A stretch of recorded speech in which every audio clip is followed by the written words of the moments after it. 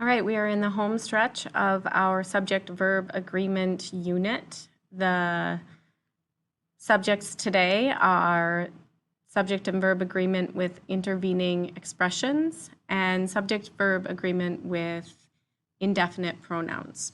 Let's start out with intervening expressions. So an intervening expression is an expression that is going to be plunked between the subject and the verb. It usually has, expressions like in addition to or plus or together with, those sorts of expressions.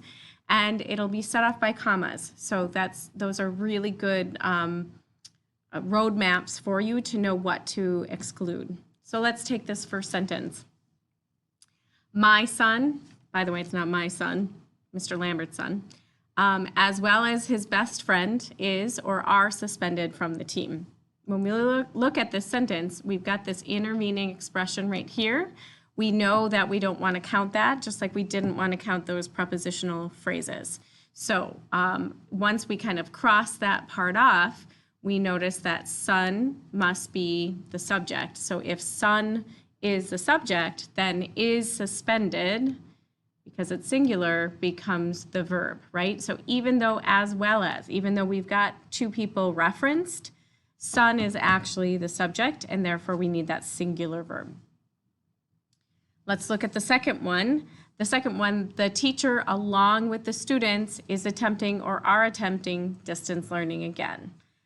Here again, even though we're talking about the students as well, we don't include them in the subject. So it's just the singular subject teacher, and that singular subject teacher is attempting. So singular verb there as well.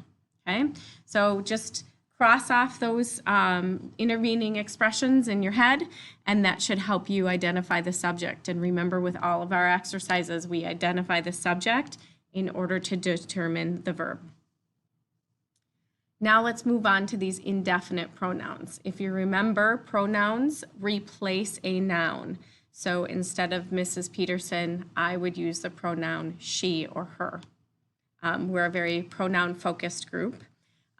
So there are certain section of pronouns that they're not specific to a single person, and they're called indefinite pronouns. And as a result, we have some ambiguity with what number they're representing. So this first chunk of pronouns, these are all representing singular things. So you can kind of tell based on the endings like someone, everyone, something, it's singular. So if we look at this first one, no one is our subject, and because no one is a singular pronoun, then we find this singular verb is coming. Our second one, we have someone is our subject. Again, that's singular. So we're going to find our singular verb is. So those are pretty self-explanatory. They're always singular. You've got this document available to you in this video, so kind of pay attention to those when you move on to your assignment. It's also listed in your grammar book that's linked in resources. Now we have a second group that's easy. They're always plural.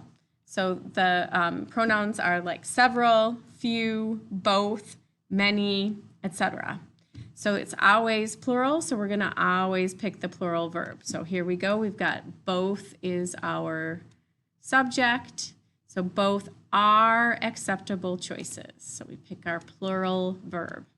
The second one, both candidates. Now this is interesting because we have another noun there.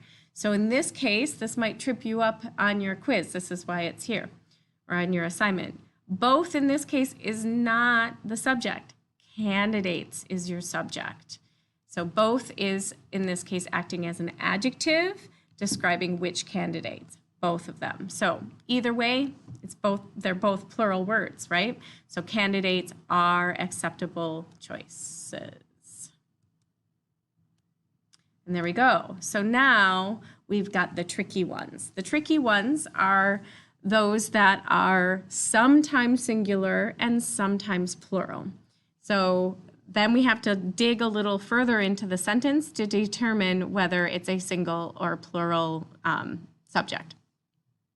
So pronouns that are both singular and plural include words like some, all, most, and none. So if we look at this first one, we've got the word most of the pie was or were eaten. So we've got that tricky prepositional phrase there. And remember, what do we do with the prepositional phrase? We kind of cross it off. So we know that most is our subject, but we will look to the object of the preposition, pie, to determine the singularity or the plurality of the sentence, right? So most of what? Of the pie. So pie is a single noun. So most of the pie was. It's a single verb, was eaten. Most was eaten. Now the second one is the opposite, cookies. So most is our subject, but of the cookies, cookies is a plural word. So now we're talking about more than one thing. And so cookies were eaten. So kind of tricky there. So you have to sort of find the subject, but then look at that object of the preposition to determine singularity or plurality, okay? So hopefully that explains all of those concepts. Let's take a peek at your assignment for this week, and I just want to remind you that you can do these assignments multiple times, 20 times. So take them until you understand what you're supposed to do so that you can get full credit on the assignment. So if we go to this one, we've got the intervening expressions. So I look at this and I find milk is my subject. Milk, we're gonna cross off as well as sugar and eggs. So milk goes into the making of ice cream. Alrighty. And then let's look at the other one, the indefinite pronoun. So something, singular, something makes that sound during high winds.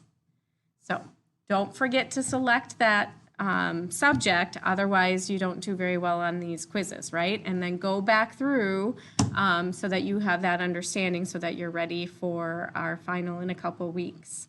I hope you're all doing well. I'm super excited for our new full distance, all of us together in Google Meets adventure, and hopefully we'll see you there.